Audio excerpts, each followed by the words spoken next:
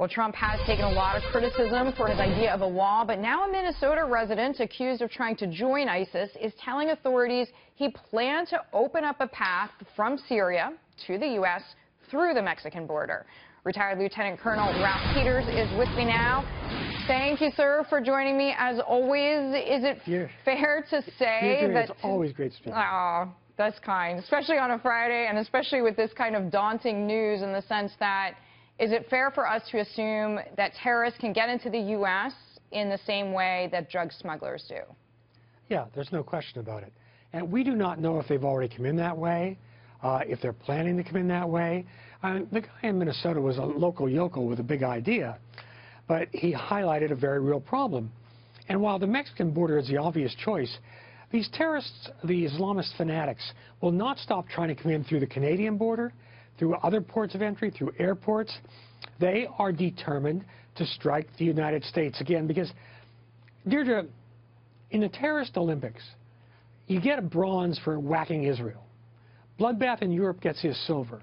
But if you want to win the terrorist Olympic gold, you've got to kill Americans on American soil, and they are determined to do just that. Well, it's a great and unfortunate analogy, but it makes all the sense in the world. And I remember after 9/11 being very much focused on the borders, talking exactly as you said about the possibility and willingness to want to protect ourselves both from the north and from the south. I want to ask you about another international threat, a little bit less specific, but the U.S. is buying 32 tons of heavy water, a key component in nuclear weapons, and the idea, of course, is to keep Iran from building nuclear weapons. We signed this agreement in the summer. It was Iran, 6 major powers, including the U.S., despite numerous concerns from around the world and domestically. So Iran basically has the money, something like $3 billion in unfrozen assets.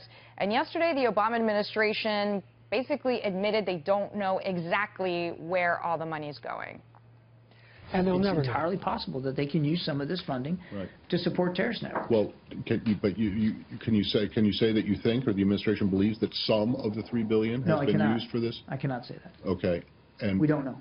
So, but you don't know. So they could have used it all. Matt, right? We don't know means we don't know.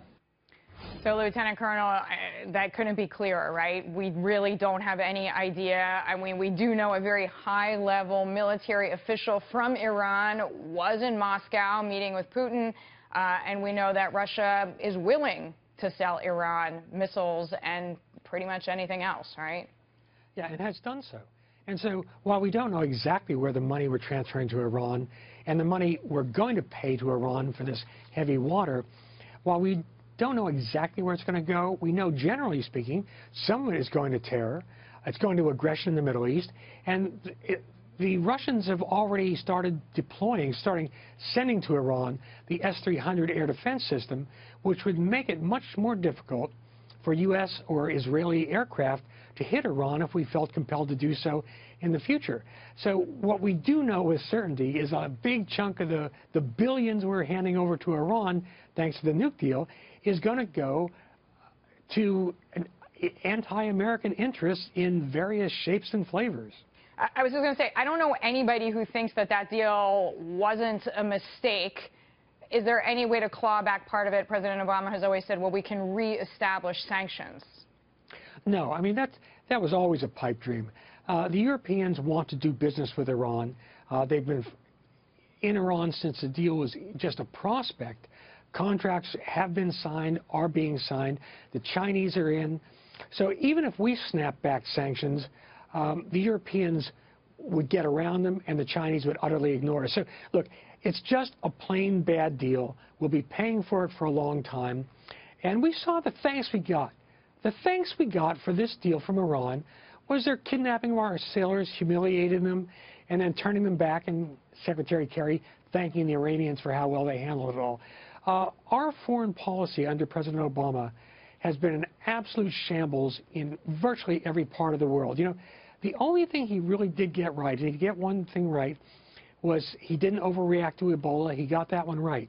But when you look at going on 8 years of his presidency, the disasters in the Middle East, the chaos in Latin America, the ignoring Africa's problems, the confrontations with China that we always back down from. It's just, you can go on. And above all, Vladimir Putin. Man, how can a superpower squander its power this way? Okay, Ralph Peters, we have you back. There's a lot more to talk about. Retired Lieutenant Colonel Ralph Peters, I thank you very much. In the meantime, more to discuss on another day.